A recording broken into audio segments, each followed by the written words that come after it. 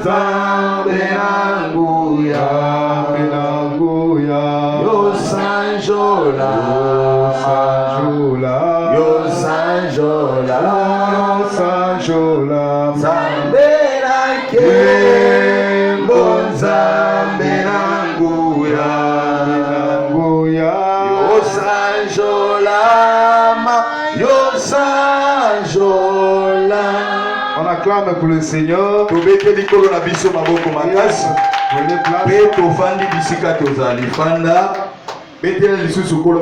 place. Ronjo to beteli nzambe maboko, ronjo beteli nzambe maboko. Na milia to beteli nzambe maboko. Awa mama to beteli nzambe maboko. Eba batata kuna peta maboko makasi pona kolo. Je bénis encore le Seigneur une fois de plus. Na kumisi lisusu nzambe ipoko lelo lisusu. Dans la grâce qu'il nous a accordée ce soir. Pona ngolu o aseleli biso poko lelo. Malgré les tempéries. Attaque likolo lingai kobebisama. Mais le Seigneur nous a aidés. D'être devant sa face. Car il est écrit devant lui, il fait beau vivre. C'est comme aujourd'hui. Le Seigneur Jésus, par son esprit, a quelque chose pour toi. Afin que tu sois délivré. Et que ton corps devienne son temple réellement. Parce que quand on parle du Saint-Esprit,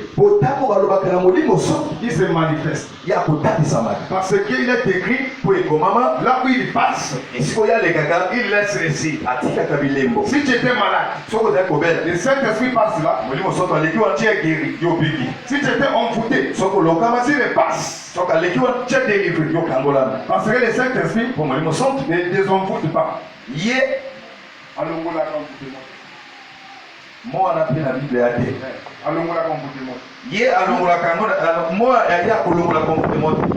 C'est il délivre. Il y a la Amen. Il fallait que les enfants comprennent bien la parole de Dieu.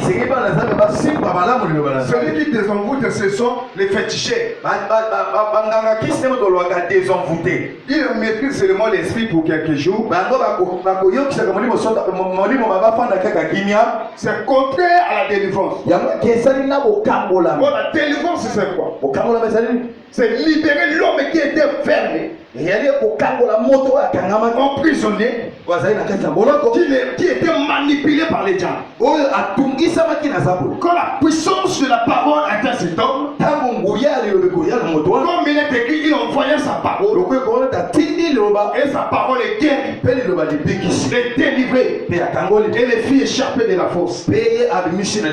Voilà la raison pour laquelle Jésus-Christ est différent de tous les dieux. Au moyen de son esprit, il est comparable. Personne n'est égal à Jésus. Aucun Dieu, aucun prophète. Hier, je vous avais dit ceci. Si même le monde parle de Mahomet, il est égal à Jésus. Mais non que Jésus, il est mort. Ensevelé et ressuscité le troisième jour. Mais les prophètes là, il est resté dans les tombeaux. Et qui va le juger? C'est le Seigneur Jésus-Christ. C'est lui le roi de tous les esprits. C'est lui qui a créé l'homme à son image et selon sa ressemblance. Et la création, c'est ses œuvres qu'il a créées. Oh,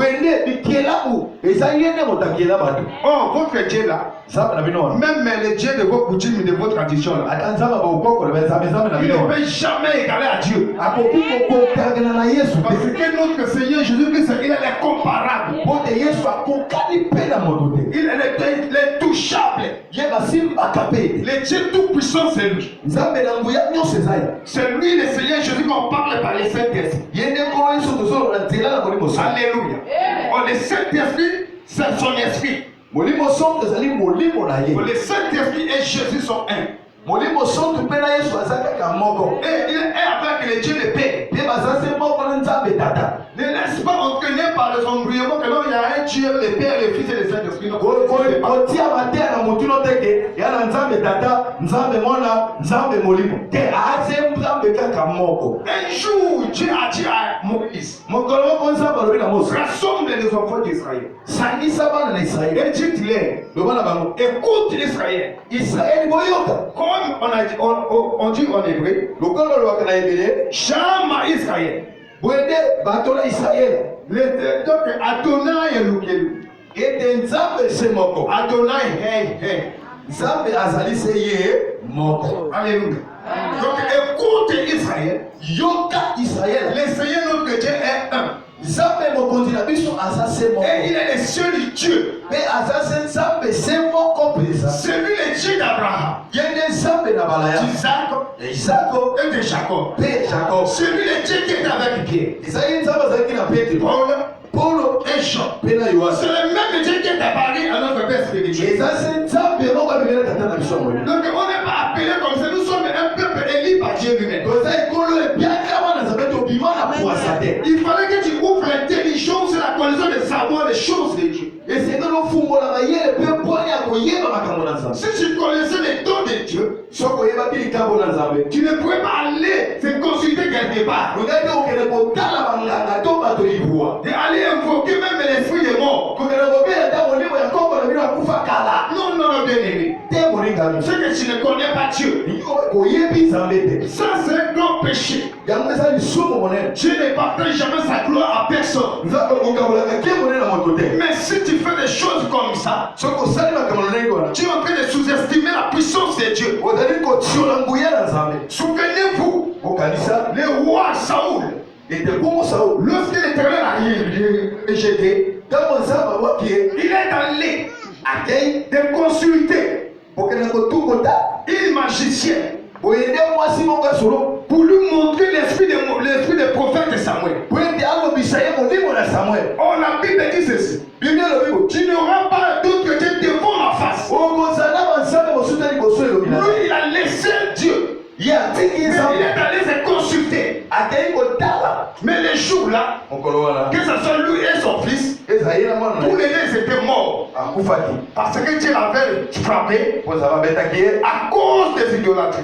na ntina na kobelela milimo ya bawei. Donc il faut faire attention, enfant de Dieu, keba mwana na nzambe d'aller se consulter n'importe quoi. ya kokende bisika lipwele mpo mpona kotala makambo. Si tu veux consulter, soki olingi otala makambo le Dieu que tu dois consulter, nzambe oyo kotuna ye makambo na ye c'est Jésus-Christ. eza yesu kristo. C'est le Saint-Esprit de Dieu. eza molimo soto ya nzambe Parce qu'il est écrit, mpo ekomama invoque-moi, elanga et moi je te réponds. nakoyanola yo Je t'annoncerai des grandes choses, nakolakisa makambo ya minene les choses cachées makambo ebombala que tu ne connaissais pas. oyo oyebaki yango te. Alléluia. Notre Dieu, nzambe na biso on appelle omniscient. babengaka ye akosalaka na mbala moko C'est bisele lui qui connaît toutes choses. ye ayebi biloko. Alléluia. Donc aucune chose, aucun pouvoir ne peut se cacher devant Dieu. nguya moko te mpe eloko moko te bomami liboso na ye. C'est lui omnipotent. ye ndo aza na esika moko na mbala moko C'est lui qui voit tout. ye akomonaka Et nyonso c'est lui qui a la puissance de tout. mpe ye aza na nguya ya nyonso. C'est omniprésent. ye atalisami na mbala moko bispai nyonso. Il se manifeste dans un moment dans tous les lieux. ye akotalisama na bisika nyonso na ntango moko. Tel que nous prions ici, ndenge il est tozobondela à Wando, aza na il wana est à Makwa, aza na il est mako à Infondo, aza na infondo il est à Brazzaville, aza na il est Brazzaville à Olombo, aza na olongo partout là où il y a des enfants de na Dieu. mokili mobima bisika bana aza bazali na ntango oyo. C'est pour cela que David a dit, yango na David alobi où je cacherai Dieu Seigneur, esika wapi nakobomba na yo nzambe si même dans les profondeurs des eaux, ata na se na kati ya mai Dieu est là-bas. yo oza wana Même dans l'abîme, ata na kati ya Dieu est libulu, là-bas. yo oza kuna. Le contraire, l'abîme, les ténèbres, c'est comme la lumière devant toi. ezala boye molili mpe eza libulu eza lokola mpona liboso na nzambe. Mais Dieu, nzambe il est le Dieu d'amour. aza nzambe ya bolingo Il t'a aimé. alinga yo C'est pour cela qu'il te conserve la vie. yango wana ye azopesa bomoi. Acclame le Seigneur. betela nkolo maboko makasi.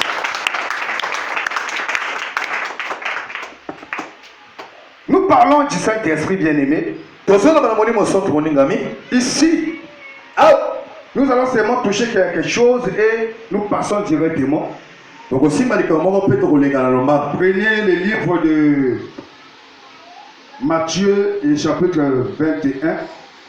tozwa buku na matayo mokapo ya tuku mibale na moko. Matthieu, le chapitre 21. buku na matin mokapwa tuku mibale na moko. Hier, on avait déjà parlé de Tabitha. Lobi tolobaki na Tabitha.